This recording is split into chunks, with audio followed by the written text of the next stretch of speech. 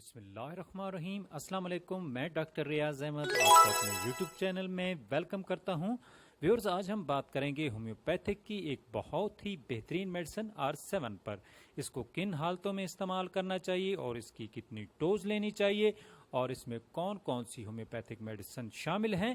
Video شروع کرنے سے پہلے میں آپ سے ریکویسٹ کروں گا کہ میرے چینل کو سبسکرائب اور ویڈیو کو لائک اینڈ شیئر کرنا نہ بھولیے گا۔ سب سے پہلے یہ جانتے ہیں کہ R7 میں کون کون سی ہومیوپیتھک میڈیسن شامل ہیں۔ R7 میں کریڈز، چیلیڈونیم، کولسٹرینیم، کولوسنتھ اور نکسومیکا جیسی بہترین میڈیسنز شامل ہیں، جو کہ جگر اور پتا کی تمام بیماریوں کے لیے انتہائی بہترین میڈیسنز ہیں۔ ابھی چلتے ہیں ان کنڈیشنز کی طرف جس میں آپ R7 کا استعمال کر سکتے ہیں۔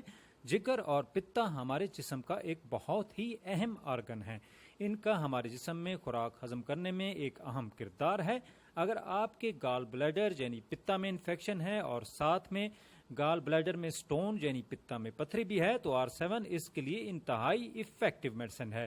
یہ نہ صرف پتھریوں کو ختم کرتی ہے اور دوبارہ پتھریوں کو بھی ہونے نہیں دیتی، یہ پتا کی سوجن اور اس میں انفیکشن کے لیے بھی انتہائی افیکٹو میڈیسن ہے۔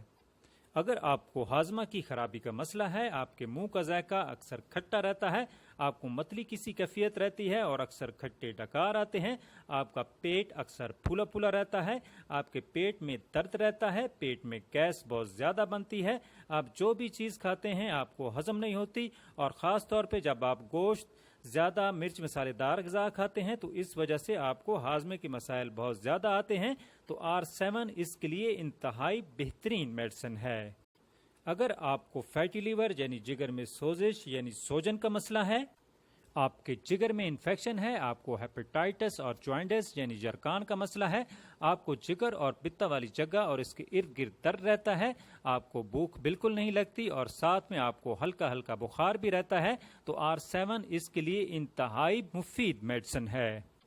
R7 ہاضمہ کی خرابی، گیس کے مسائل، کھٹے ڈکار آنا، منہ کا کھٹا پن، جگر اور پتا میں سوجن اور انفیکشن، پتا میں اور جگر میں درد، پیٹ میں درد، جگر اور پتا کا پڑ جانا، ہیپیٹائٹس، جوائنٹس یعنی جرکان، پتا میں پتھری اور پتھری کی وجہ سے درد، بھوک کی کمی کے لیے انتہائی افیکٹو میڈیسن ہے۔ ابھی چلتے ہیں R7 کے استعمال کی طرف۔ اس کو آپ نے کھانے سے 20 یا 25 منٹ پہلے استعمال کرنا ہے۔ اس کے آپ نے 15 سے 20 قطرے 1/4 کپ پانی میں ڈال کر دن میں 3 دفعہ استعمال کرنے ہیں۔ اس میڈیسن کو کم از کم آپ نے 3 ماہ تک استعمال کرنا ہے۔